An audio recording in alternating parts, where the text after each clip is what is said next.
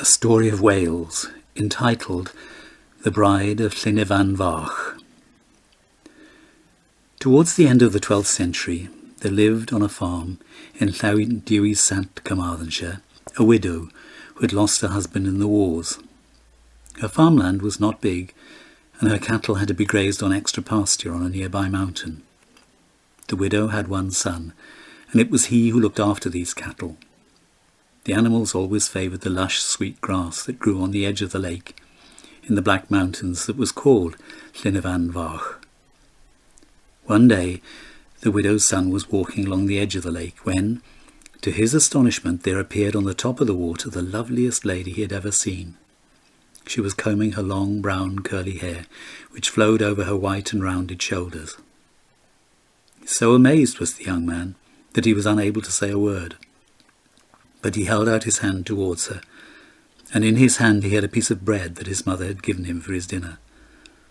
The maiden glided nearer to him, but refused the proffered bread, saying, "Hard-baked is thy bread. See, 'tis not so easy to catch me." And then she dived under the water and was lost to sight. The young man had fallen deeply in love with her, and when he reached home he told his mother about the beautiful lady of the lake, and how she had refused his overbaked bread. "Don't worry, son," said his mother. "Go to the lake again tomorrow, and this time take some uncooked dough. Perhaps there was some spell connected with the hard-baked bread that made the lady refuse you." The next morning he set off for the mountain, armed with some uncooked dough. Down to the edge of the lake he strode, and there he waited. The hours went by, but no lake maiden appeared. And then he noticed that his cattle on the other side of the lake were in danger of wandering too near the water, so he rushed around to see them. And there, to his delight, he saw his lady-love, and she looked more beautiful than ever. He stretched out the uncooked dough to her, and this time he managed to tell her of his love and admiration, and he offered her his heart. She shook her head and murmured, "Unbaked is thy bread, see, I will not have thee." But as she disappeared beneath the water, she smiled sweetly at the young man, and though he felt unhappy, he was encouraged by this sign. Hearing of his second failure, his mother made another suggestion. "Don't worry, son," she said. "Go to the lake again tomorrow, and this time take some bread that is slightly baked. Perhaps that will please the lady of the lake." Early next morning he was off again to the lake in the mountain. All day he watched for the maiden. The cattle strayed, the sun shone, the rain fell, but the young man was aware of none of these things as he kept his eyes on the still waters of the lake. That evening, as the last rays of light began to ebb away, and when he had all but given up hope of seeing the maiden again, she appeared. She approached the land, and he rushed into the water to meet her. She smiled at him and took her hand, and offered her the bread. This time she accepted it, and when he proposed marriage to her, she accepted him too. "But," she added, "should you ever give me 3 causeless blows, I shall have to leave you forever." Then the maiden loosed her hand from him, darted away from him, and dived into the lake. And as she did so, the young man noticed how beautiful were her feet and ankles, and in what a strange fashion her sandals were tied. He was overcome with grief to see her go, especially as she'd only just consented to be his wife, and he was on the point of casting himself into the deep water in despair, when there rose from the lake a noble old man and his 2 beautiful daughters. "Do not be disturbed," said the old man to the young one. "I understand you wish to marry one of my daughters. You shall do this, provided you can tell me which of the 2 is the one you love." The bewildered man looked from one lady of the lake to the other, and then back again. They looked exactly the same. They had the same hair, the same eyes, with the same shape and height. It was impossible to tell which was the one to whom a few minutes ago he had proposed marriage. He was about to give up on the difficult task when one of the maidens thrust her foot forward. The young man instantly noticed it, and also noticed the odd way in which her sandal was tied. Pointing to her, he said to the old man, "This is the one I love." "You have chosen correctly," said her father. "Be a good and faithful husband to her. I will give her as a marriage dowry as many sheep, cattle, goats and horses as she can count without drawing her breath.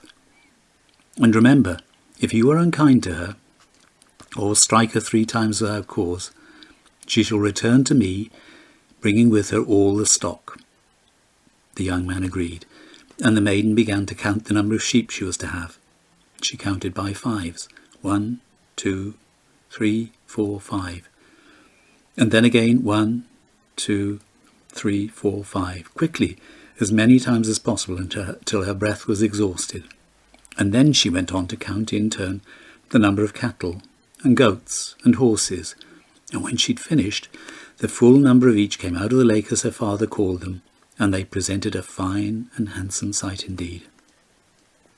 After they were married, the young couple went to live at a farm called Ysgair Llaethdy, near the village of Mudvai, and they lived happily there for many years, becoming the parents of 3 healthy sons.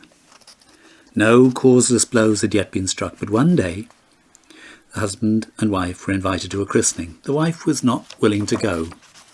"It's too far for me to walk," she complained as they left the house. "Well, go and fetch one of the horses that's grazing in the field over there," said her husband. "I will," she replied, "if you will go and fetch my gloves, which I've left in the house." He went into the house and returned with the gloves, and when he found his wife had not gone for the horse, he playfully tapped her on the shoulder with one of the gloves, saying, "Not gone for the horse yet?" "Alas," she cried, "you have struck me the first blow without cause. Be more careful in the future." Some time later, the husband and wife went to a wedding, and there were many guests, and a great deal of merriment and rejoicing, as there always is at a wedding. There was feasting and dancing, and a fiddler playing music. In the middle of this jollity, the wife suddenly burst into tears, and her sobs were piteous to hear. Her husband touched her on the shoulder and inquired, "Why, my dear, what is the matter?" "Now people are entering into trouble," she said, "and your troubles are likely to be in, for, alas, you have just struck me the second blow without cause. There is only one blow left. We must both be very careful from now on." The lady of the lake loved her husband as dearly as he did her, and he had no wish to be separated from him or their clever children, and she prayed that nothing would ever happen to make her leave them. The happy years went by, and perhaps the husband became less careful. At any rate, one day they were together at a funeral, and in the middle of the quiet mourning for the dead man, the wife seemed in the gayest of spirits, and she began to laugh out loud. Her husband, shocked at this outburst, touched her on the shoulder, saying, "Hush, hush, don't laugh." "I laugh," she said, "because people, when they die, go out of trouble. But alas, alas, you have struck me the third and last blow. Farewell, my husband." She walked out of the house and back to the farm, where she began to call the sheep, the cattle, the goats and the horses she'd brought with her those many years before as her marriage dowry, and they all obeyed her call. Even a little black calf that had been killed came alive and joined the others, and 4 oxen ploughing in the field left their work when they heard the mistress call, "Come, you 4 grey oxen, don't be so slow. Leave your hard work now, we must homeward go." Away they all went, following the lady of Llyn van Fach across the mountain, until they came to the lake from whence they'd first appeared. There they disappeared beneath the water, leaving no trace except for the furrow which was made by the plough that the oxen drew after them. We know nothing of what happened to the deserted husband of the lake lady, but her 3 sons often wandered by the lake in the hope that they might see again their lovely mother. One day they did. She appeared and spoke to the eldest son, whose name was Llyn. "You are to be of help and use to the world," she said. "I shall instruct you in the arts of medicine, that you and your family, after you, may become great and skillful physicians.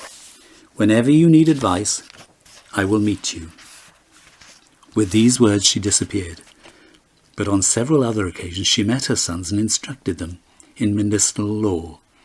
She showed them where to find the best plants and herbs from where to brew the healing medicines.